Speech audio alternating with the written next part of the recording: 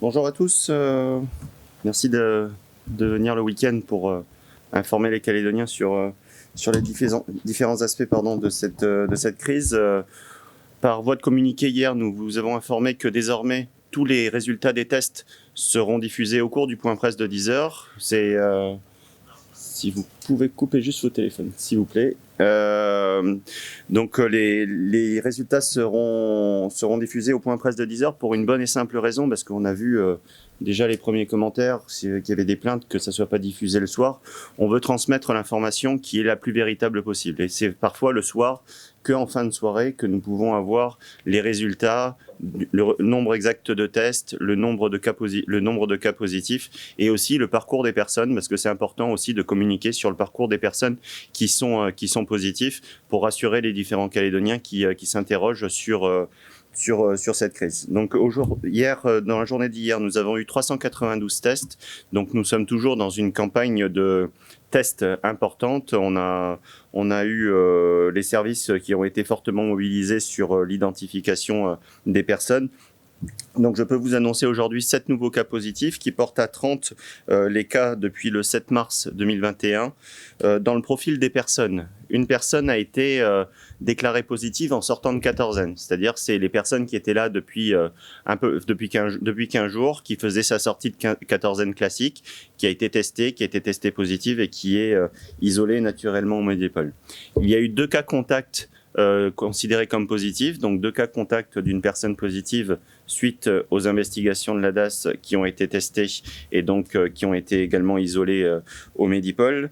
Et il y a 4 personnes qui ont été déclarées positives qui revenaient du vol de Wallis et Futuna du 10 mars et donc qui étaient déjà en quatorzaine, puisque ces personnes étaient prévues sur le vol du 7 mars, qui a été suspendu suite à l'information qui nous avait été donnée d'un cas positif à Wallis et Futuna. Ces personnes étaient prévues le 7 mars, finalement sont arrivées le 10 mars, placées en quatorzaine, et donc les 4 personnes qui ont été déclarées positives étaient déjà en quatorzaine et donc n'étaient pas en circulation large.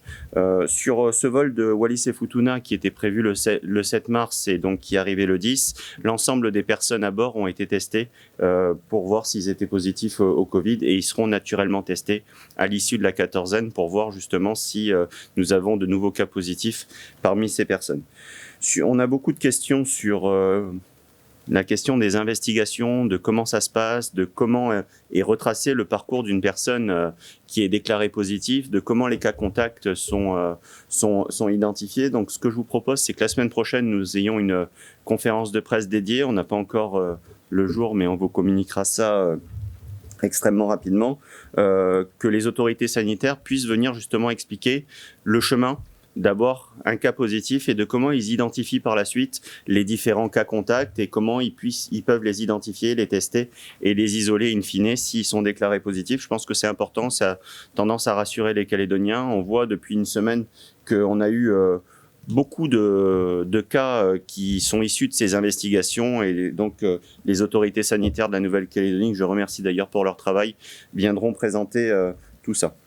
Sur la stratégie vaccinale, nous devrions, je l'espère, avoir le nombre de vaccins qui ont été réalisés ce jour. Vous le savez, avant-hier, on était passé à plus de 1000 vaccins par jour, donc à une stratégie vaccinale qui se veut en s'améliorant. On a des réunions régulières, des améliorations régulières sur le fait d'avoir des centres d'appel qui se renforcent, sur des centres numériques qui devraient apparaître très prochainement pour s'inscrire.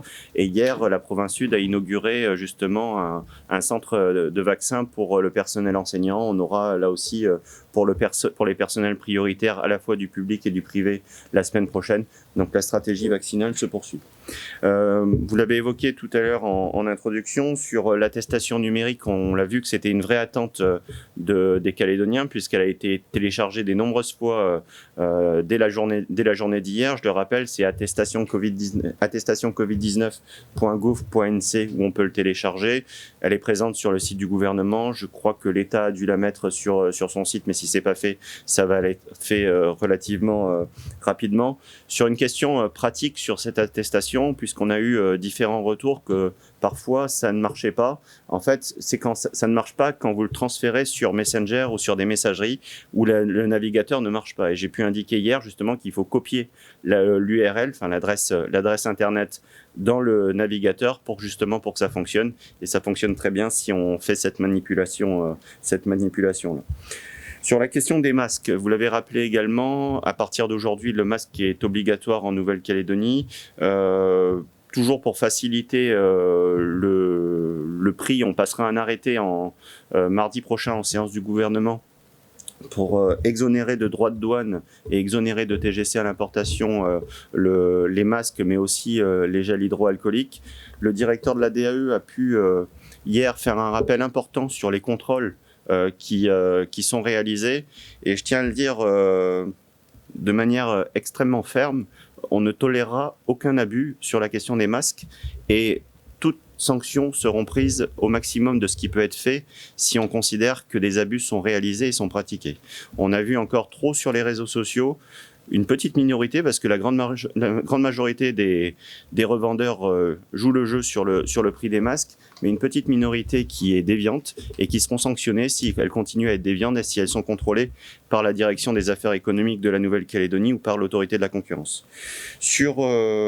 Toujours sur le masque, comme je l'ai précisé hier, sur les activités individuelles, sportives notamment, dans un cadre vraiment individuel et avec un masque à disposition, ne seront pas sanctionnés si le port du masque n'est pas réalisé. C'est quelque chose d'important, au même titre que le fait d'être seul dans son véhicule, mais il faut avoir son masque à disposition au cas où une personne devrait être en contact avec la personne présente. Toujours sur la question des masques, il nous est remonté différentes points de rupture sur certaines pharmacies, sur certains revendeurs.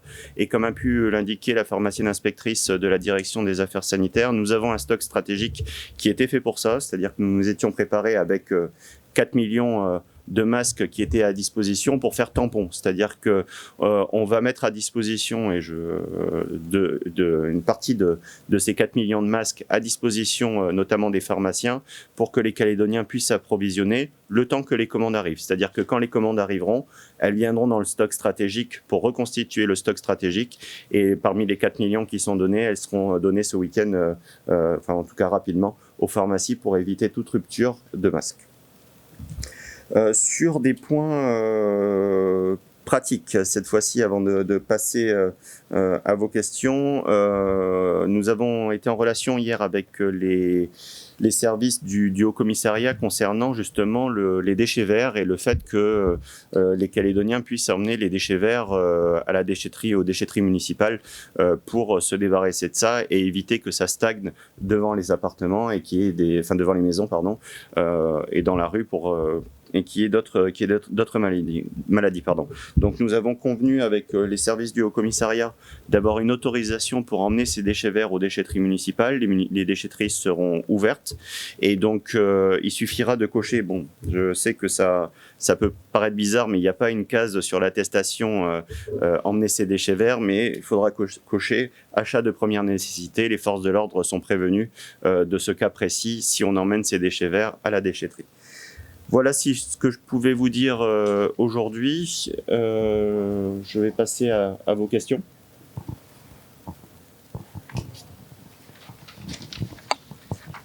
Bonjour, Mathieu Rinderel pour DNC. J'avais une question concernant les masques et sur la tolérance. Vous avez dit qu'il n'y aurait pas de tolérance puisque l'obligation du masque est arrivée aujourd'hui.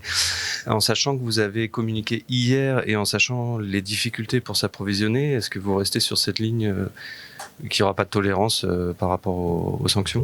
Oui, il n'y aura pas de tolérance, c'est-à-dire que le port du masque est obligatoire à partir d'aujourd'hui. Oui, Jean-Alexis Galin-Lamarche des Nouvelles-Calédoniennes. Il y a désormais 30 personnes qui sont à l'unité Covid du Medipol. Est-ce que l'état de santé de ces personnes est stable ou est-ce que certaines d'entre elles présentent des états de santé dégradés? Il n'y a pas de détresse respiratoire pour le moment. Ensuite, je ne rentrerai pas dans le détail express des personnes puisque c'est un secret médical et il y a un respect de ces personnes. Mais il n'y a personne en service de réanimation parmi ces 30.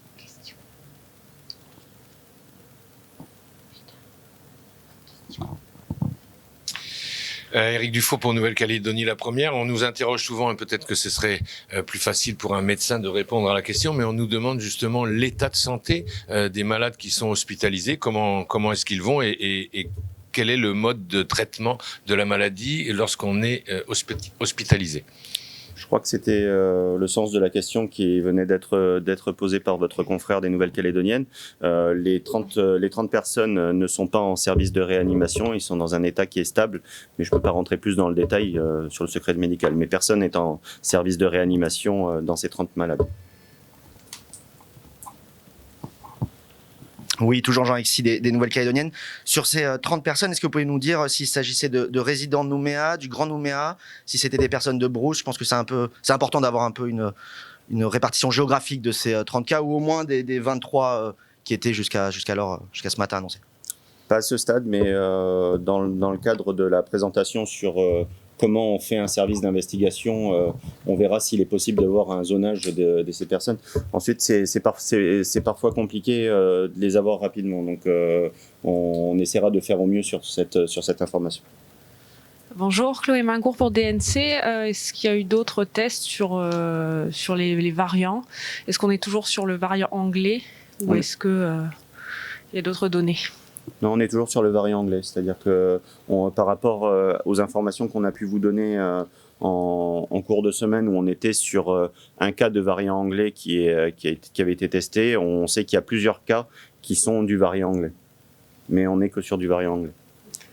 Et le vaccin Pfizer est efficace contre le variant anglais, et je vous le rappelle, les masques qui sont pleinement efficaces sur ce variant sont les masques chirurgicaux et UNS1. La quatorzaine va se poursuivre. L'idée, c'est de retrouver la situation de Covid-free qu'on connaissait avant. Est-ce qu'on a pu identifier les failles justement qui ont pu conduire à l'introduction du virus et quels renforcements du dispositif de quatorzaine ont été faits pour justement éviter que ça se reproduise? Sur notre dispositif de quatorzaine, à l'heure actuelle, il n'y a pas de questions sur notre dispositif de quatorzaine, il est pleinement efficient. La personne qui a été testée positive le 6 mars en sortant de la quatorzaine de Wallis et Futuna, pas de Nouvelle-Calédonie. Donc aujourd'hui, on est sur un système qui nous a permis de rester Covid-free depuis à peu près 1 an. Par contre, ce système, il doit être peut-être prolongé dans le temps, c'est-à-dire que c'est quelque chose qu'on étudiera cette semaine et qu'on évoquera. Vous savez, on a suspendu totalement le sens des arrivées, sauf pour les personnels essentiels en Nouvelle-Calédonie à partir du 7 mars, mais les vols étaient organisés, c'est-à-dire avec une nécessité d'aller sur arrivée-départ NC sur le site du gouvernement et qui organisait les voyages et qui faisait qu'il y avait une place de quatorzaine qui était disponible. Ce dispositif s'arrête notamment à fin juillet. Il conviendra peut-être de le prolonger jusqu'à la fin de l'année. Mais c'est une décision qui sera prise au cours de la semaine. C'est des discussions que nous avons pour le moment justement pour organiser au mieux la quatorzaine. Par contre, concernant le patient, pour le patient zéro et trouver comment le virus est rentré à Wallis et Futuna, des investigations se poursuivent à Wallis et Futuna pour savoir comment le virus a été introduit.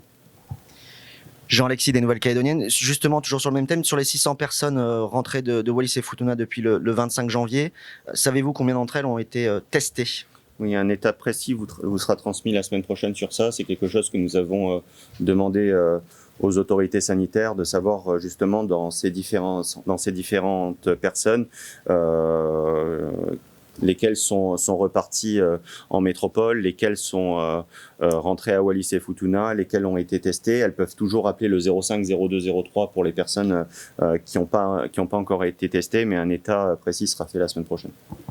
Au regard des chiffres du jour, est-ce que vous estimez que la situation est toujours sous contrôle? Est-ce qu'on reste sur cette donne? Je suis extrêmement prudent dans les informations que je peux vous donner, mais aujourd'hui on voit qu'on est quand même sur une situation qui est maîtrisée. C'est-à-dire que je parle à l'instant T. La situation peut évoluer de jour en jour, donc je suis très prudent sur ce que je peux vous dire. Mais à l'instant T, on voit que on reste sur un nombre de cas limité par rapport au nombre de tests qui sont effectués, des nombres de cas qui dépendent en quasi-totalité des personnes qui sont identifiées dans le cadre des enquêtes de la direction des affaires sanitaires. Donc aujourd'hui, on est sur une situation qui est maîtrisée. Et c'était vraiment l'intérêt de prendre une décision de confinement extrêmement rapide, justement pour éviter toute propagation du virus en Nouvelle-Calédonie. Les règles de respect du confinement sont extrêmement importantes, ainsi que la mise en place des gestes barrières et de distanciation sociale. Pour revenir sur le prix des masques, le masque est un outil indispensable pour protéger les Calédoniens. Hier, le directeur de la DAE a expliqué que le gouvernement envisage de mettre en place un prix plafond. Est-ce qu'il n'aurait pas, enfin, il y a beaucoup de gens qui réagissent bien évidemment sur les réseaux sociaux et qui estiment qu'il aurait été plus juste de proposer les masques au prix coûtant. Est-ce que ça fait partie des réflexions du gouvernement ? Il y en a qui le font au prix coûtant. Ça fait partie des réflexions. Ça fait partie aussi des réflexions sur le fait des personnes les plus vulnérables financièrement, de comment on les accompagne, et des discussions notamment avec les provinces sont en cours sur cette partie-là, mais on pourra apporter des réponses très clairement la semaine prochaine. Le but de baisser le prix des masques, c'est l'arrêté que j'ai évoqué tout à l'heure, d'exonérer totalement de TGC et de droits de douane ce matériel. C'est une action importante qui est faite par le gouvernement. On a réagi extrêmement rapidement mardi de cette semaine, en réglementant le prix. On est dans une amélioration là aussi qui est permanente du prix des masques pour que les Calédoniens puissent s'en fournir à moindre coût. Et je le rappelle, aucune tolérance sera appliquée à la fois sur le port du masque, comme vous avez pu le rappeler, mais aucune tolérance sera appliquée sur une dérive des prix du masque qui seront sanctionnés très fortement à la fois par l'autorité de la concurrence et par la direction des affaires économiques. Jean-Alexis Galin-Marche des Nouvelles-Calédoniennes. Juste un tout petit point sur la vaccination, si vous me le permettez. À l'heure actuelle, pour bien comprendre, la vaccination est-elle réservée à certains publics prioritaires ou toutes les personnes majeures qui le souhaitent peuvent être vaccinées ? On n'a pas bien compris. Non, pour le moment, on reste sur une vaccination prioritaire dont la liste est disponible sur le site du gouvernement, notamment les personnes qui peuvent être en contact avec des personnes liées au Covid, donc des personnes prioritaires, des personnes de plus de 75 ans, mais l'inscription peut être faite pour l'ensemble des personnes au cas où il y a un désistement qui est fait dans un centre de vaccination. Ensuite, il y aura du personnel prioritaire avec des centres prioritaires qui vont être mis en œuvre, notamment sur la question des enseignants, sur les personnels privés qui sont en activité essentielle et les personnels publics qui sont en activité essentielle, qui va nous permettre d'élargir la stratégie de vaccination. Mais aujourd'hui, on reste sur un public qui reste prioritaire.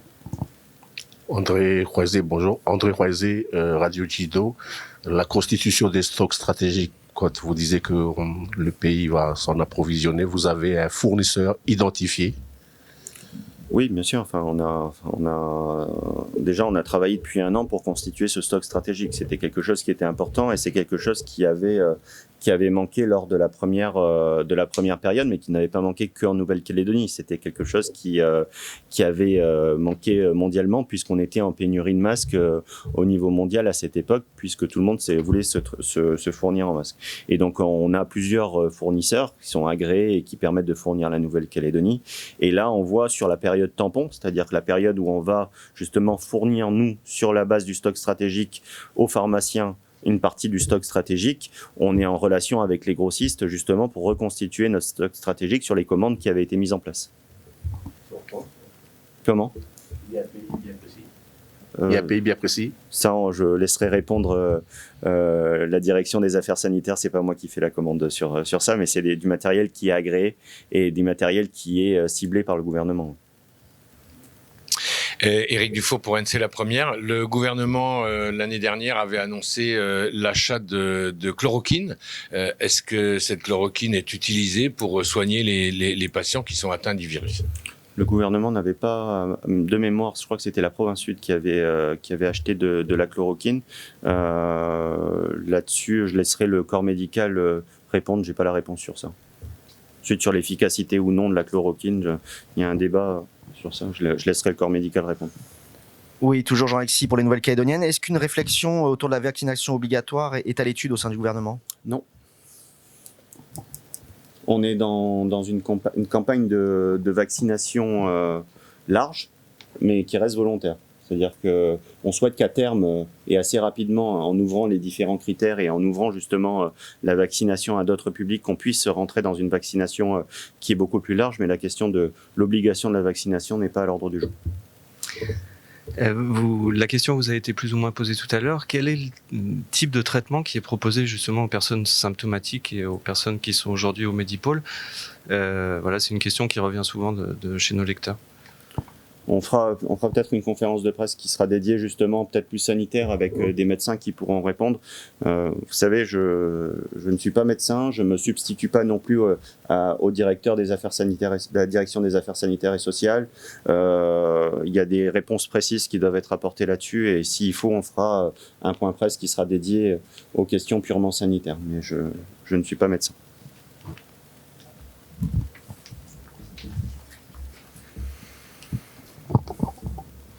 Juste une question pour les cas qui sont venus de Wallis, d'être vérifiés avec les services de l'État, parce que on a des informations sur la circulation des forces armées qui passent de Polynésie en passant par Wallis et Futuna. Vérifier si c'est quelque chose qui est vraiment réel, ou bien il faut pas ce trajet-là, c'est-à-dire qu'ils passent de Polynésie française, ils passent à Wallis et ils viennent ici.